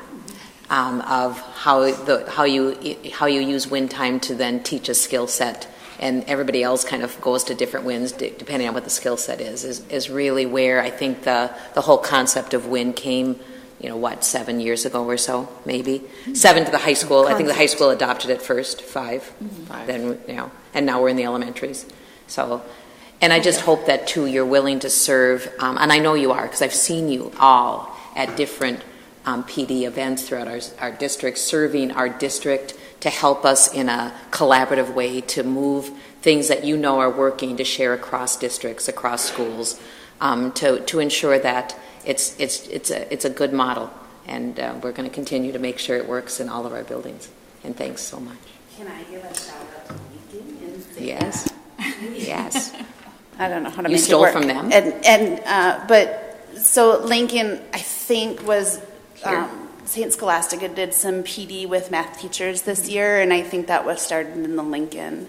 And so the Lincoln math teachers and the Ordine math teachers, many of us were together, and we really worked hard at putting that system together, putting rubrics together. And so I would say Lincoln, I just want to give a shout out to Lincoln that they were really instrumental in framing that for us as well. And Tim Churchill and the interventionist at Lincoln, whose name is Anne, and they connect us a lot. And Tim loves GoToMeeting, and we all. So Lincoln is doing a lot of work. We're doing a lot of work across city in the math department too. Good job. I knew that. Okay. Thanks. Thanks, you guys. Have a good night. Oh, I'm sorry. Yeah, I'm sorry. I just wanted to thank you as well for your presentation, and also say that I talked to a lot of parents of the kids that you all are involved with and have gotten to know, and reiterate the satisfaction, the proudness that parents have for the relationships you've built with their kids. And so just thank you, and please share that again. I hear that a lot out in the community.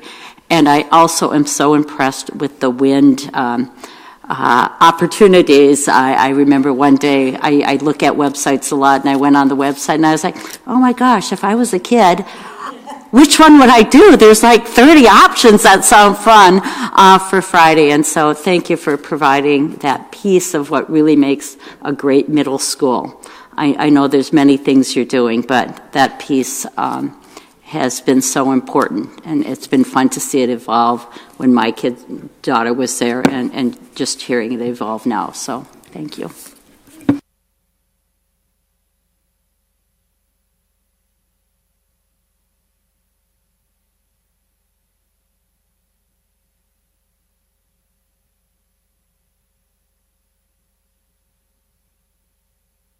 Yeah, so we're on item 3, the Duluth Public Schools, Minnesota Department of Education, and Minnesota Department of Human Rights update. So my update will be brief.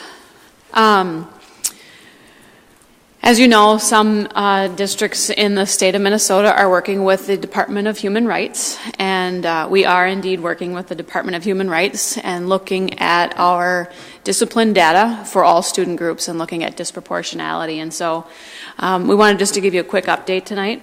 One of the things that's really important that I continue to reiterate across our schools is that when we are trying to instill change, it's really important to use best practice and implementation science.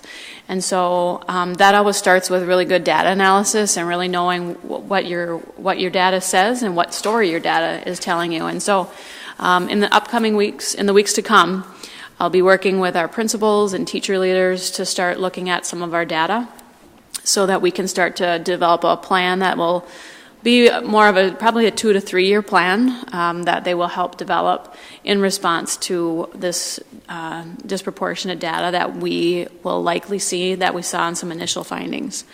What else did I want to say about that? Superintendent has something else to say? I could probably give a little more history. Sure.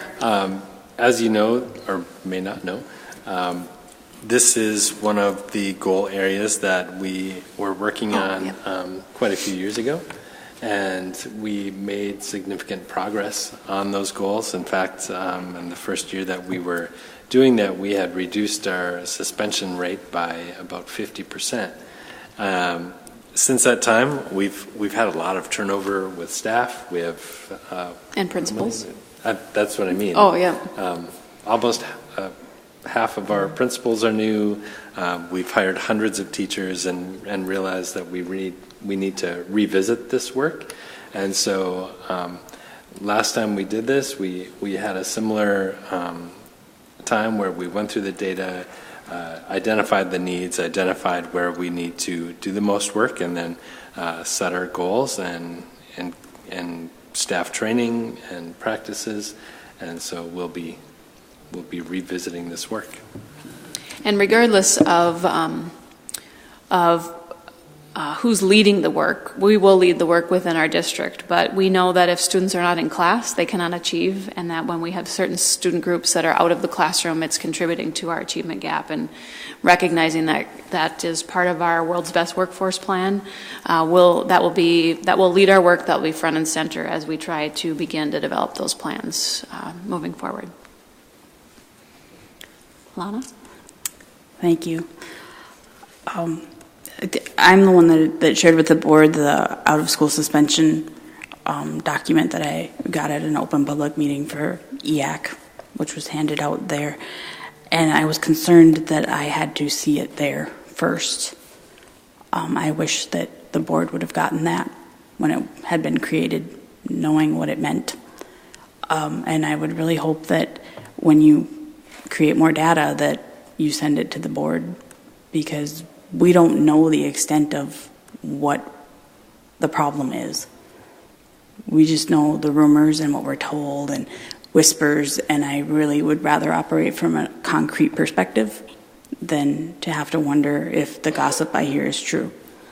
So that's kind of, that goes back to the comment I made earlier, that is really the work that we need to do now, is do a much better analysis of what our data does say, so that we can better identify what our strategies are. So we're going to begin that process in the weeks to come.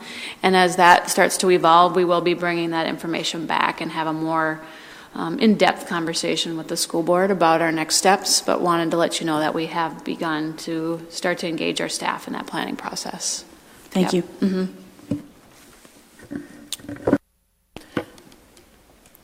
Just a reflection back with Member Oswald as well, and I don't know, and I could be really off base, but I guess when I look at my years in the classroom and know all the things that go on in a building, that data collection is so new to us. It really is. And it works to our benefit.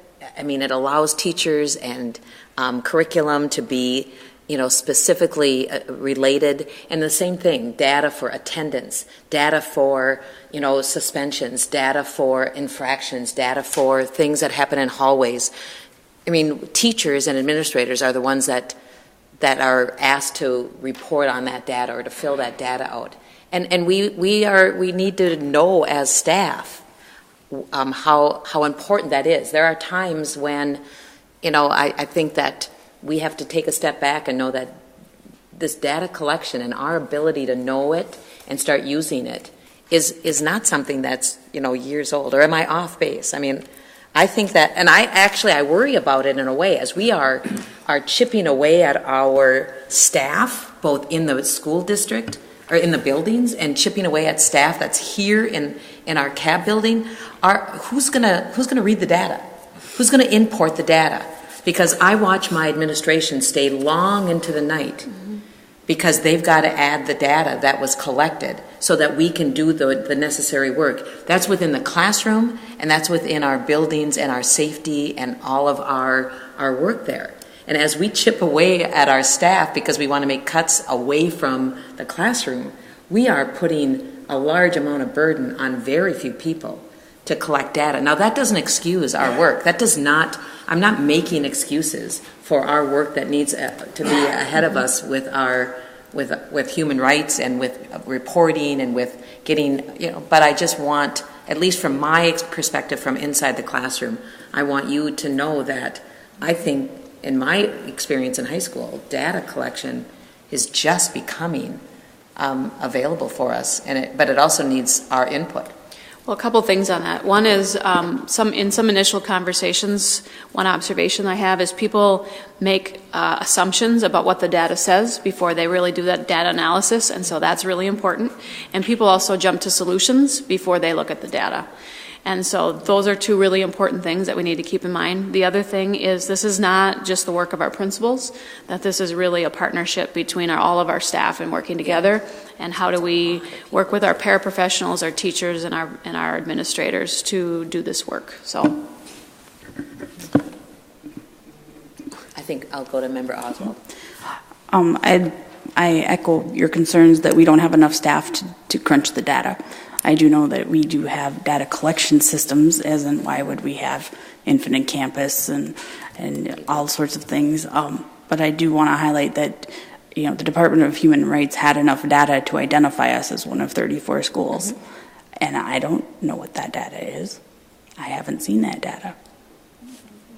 So that has to exist from somewhere else and has already been crunched. And I would like to have that data to know exactly what we're combating, what we have to achieve, how can we do better to refocus our efforts, because that shouldn't happen.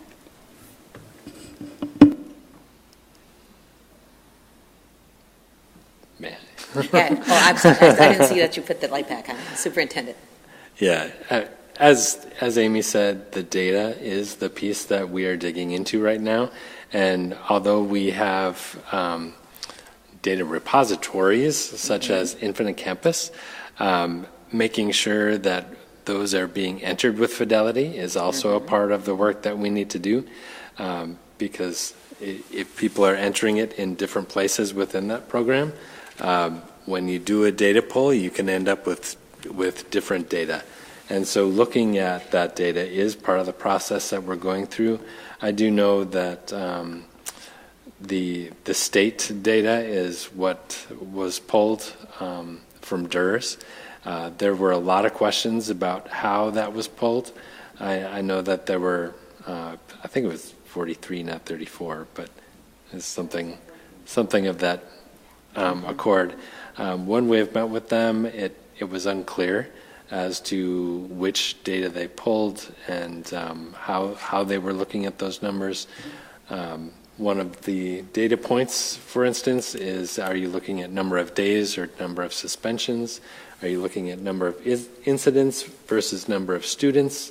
And those are all things that we'll be digging into with our principals and our teachers, and really getting a deep understanding of the data, of our practices, and setting goals so that we're addressing the right part of what's going on.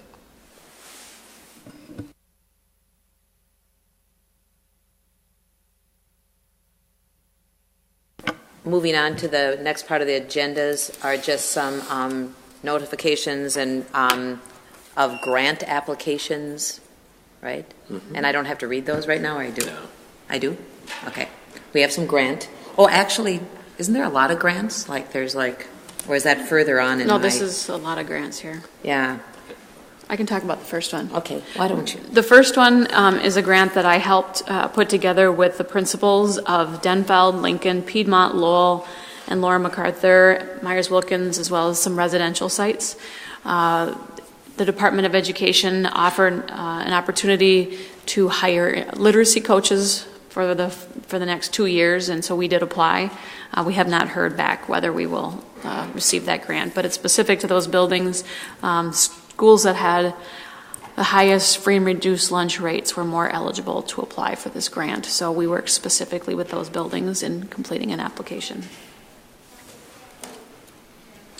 So where in I always get lost in all of this document stuff. So we had a lot of grants, but some of them were like bolded in gold and green and. Well, these grants are just the grant applications that are informational. Oh, that's the accepted grants. Yeah. Okay. So then sometimes we'll get grant acceptance, but I can kind of keep going through here. So okay, you can. We have another one from Denfeld High School, looking at an amount of $300 to help with busing for the National College Fair in Minneapolis. The next one is from Katie Danielson. The Families in Transition program has applied for $50,000 grant. This is a grant that we apply for each year, and we have received this grant award. However, it's my understanding that there's less dollars at the state level next year for to support McKinney-Vento. So I'm hopeful that we continue to get this money, but I know that there is a reduction at the state level there. The next one is from our Lincoln Park Community School coordinator, who submitted a grant for Action for Healthy Kids grant for the amount of $1,000 to support healthy activities. Looks like for out of school time. And then the last grant is the Scott D. Anderson Leadership Foundation Fund from the Duluth Superior Area Community Foundation in the amount of $14,000 to support the annual week-long leadership training that is held, and that's for student leaders, correct? That's a student leadership program. So, so those are 5 grant applications at this time. Any questions? So that means we move on to actually the federal Head Start grant, but we've already kind of looked at that. Yep. So just know that that's going to be an action item on Tuesday night, that we will approve that grant. Mm-hmm. So then go on to policies, and it's on page 53 of our little, whatever that's called, CAMI. And we did already bring these to the board, so these are this is the second reading for these. And so does that mean that we have to do anything? Like, unless I have feedback, well, okay. You've looked at them. We know we're deleting policy 5010, but we're replacing it. Other 2. And then we're deleting 6085 and replacing it with 607, which has a lot of things about grade levels. Any questions on those policies and the deletions? About student promotion, retention, program design? I did want to mention one thing. I'm guessing that the policy is following the state definition of elementary and high school, because when we were working with the state today, there's a state definition of elementary that says that it's pre-K through 6, and that middle school is either 7, 8, or 6, 7, 8, and high school is any school that has grade 12 in it. So the way this is worded is specific to how we've structured our groupings in Duluth. Yeah. Page 55.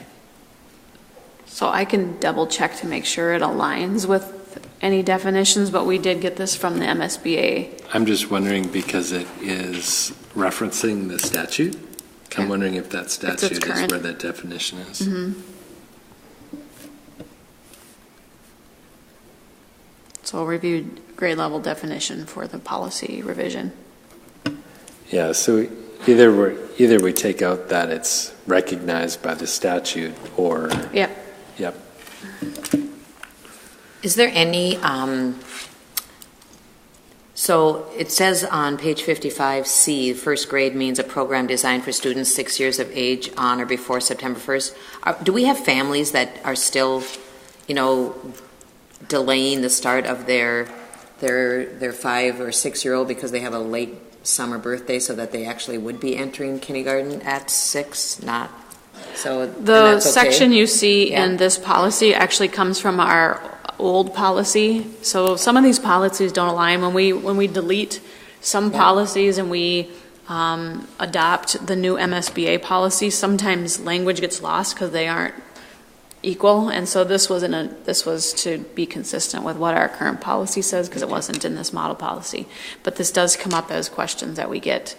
We get a lot of questions between the special services department and my department about early entrance to kindergarten, what grade kids enter if they haven't been in school, depending on their age. And so we do need some sort of policy to provide some guidelines. Otherwise, it gets confusing for parents and school staff when they're enrolling students.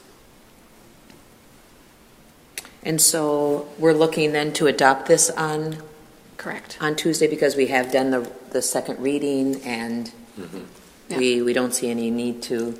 So I'll double check the definition to make sure we're accurate, and then if it's not accurate, I'll let you know. But if you don't hear from me, we can proceed. Okay. Well, we're moving right along in our policies. How many policies do you think we have left, or bylaws, or to go through? We do. Okay. Lots. Okay.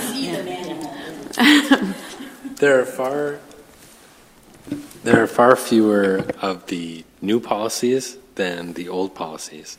Our old policy book is probably, 4 or 5 inches thick.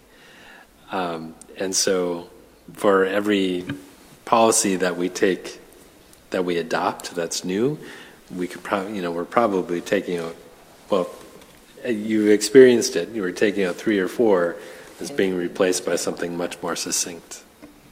When do you project that will be done with the updates to our policy bylaw? Well, the MSBA recommends that you review a third of your policies every year, so that you're on a 3-year cycle of reviewing all of your policies. As of late, we have picked up the pace, trying to get through a little more quickly, but we have not been.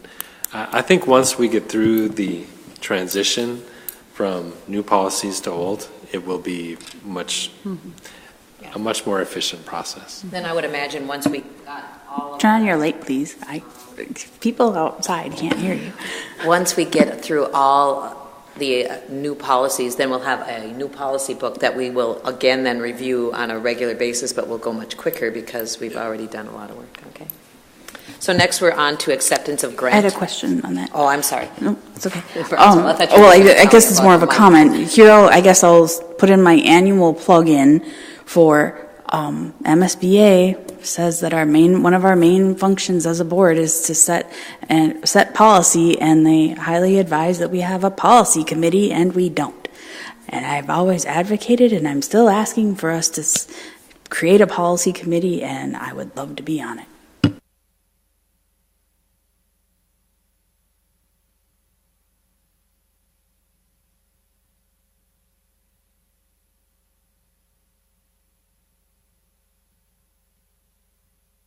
And okay, yeah, thank you. And we have two from both from the Duluth Superior Area Community Foundation. One was for the Scott Anderson, and one was to support miscellaneous projects and initiatives. Great. We are very fortunate to have the ability to apply for these. Any questions? Then the endowment fund grants are there too. Okay, is that what so now this is where why are these in gold? Or the grants? I bet Rosie could tell us. These, I think, are the applications, because then at the very end it tells us how many were accepted, how many were written, and then how many were accepted. Mm-hmm. So what does the gold and the green mean on this document? Do you see this on page 64-ish? I'm not seeing the gold and the green, but... If you go to 64 and then like 63, like Lincoln Park Health Fair is gold, and... there. Yeah. Oh, that's what it's... So so at the very end on page 65, it says that the green highlighted are from Tate and Lyle STEM. Okay. The blue are total fund. No, that can't be it. Well, they're just yellow and green up on the top. So the I don't know. I just was curious. It's not the Tate and Lyle STEM. The grants have to have some kind of STEM focus to be awarded.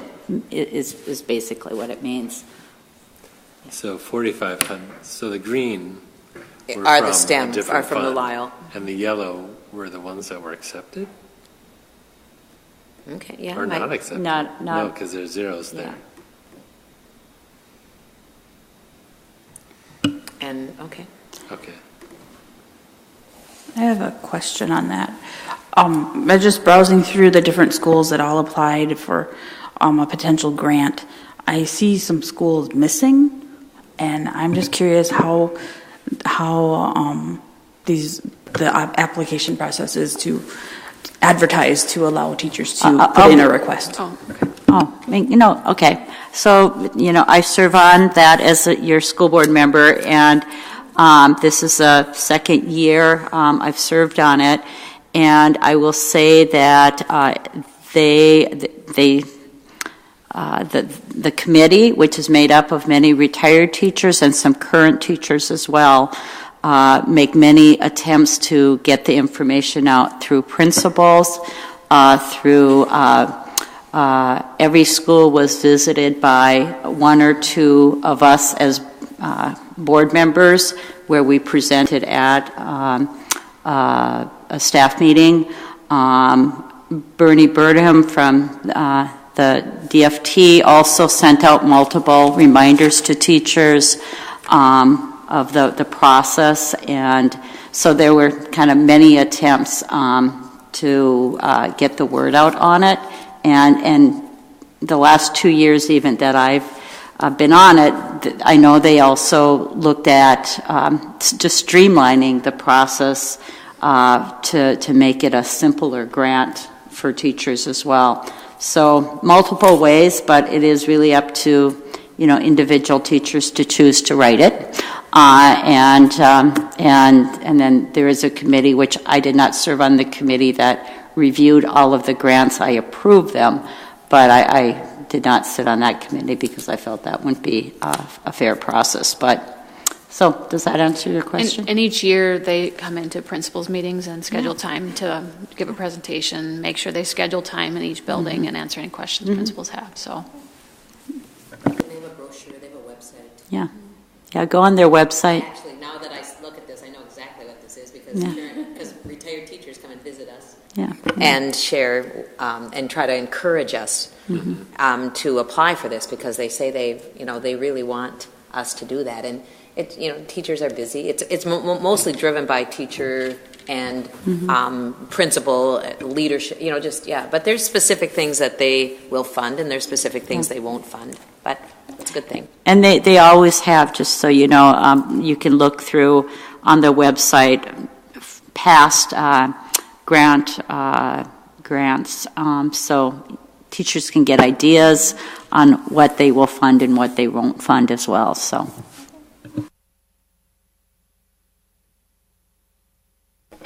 our next item is just our recognizing of the diplomas that will be awarded, and then we'll approve this at our Tuesday meeting. And right now we've got 3: Samaria Pearson, Rebecca Rutka, and Adam Brickley Wheata are able to complete their graduation, which is exciting. So we'll do that. Extended trip request, it's just a placeholder. Future items is looking at our EAC. Yeah. Okay, but tell me what that stands for. Education Equity Advisory Okay. Council or Committee. Okay. And then is that in response to The American Indian Education resolution of concurrence or non-concurrence, and some policy updates because we're going to keep going forward with That's our policy. Right. I adjourn at 6:25.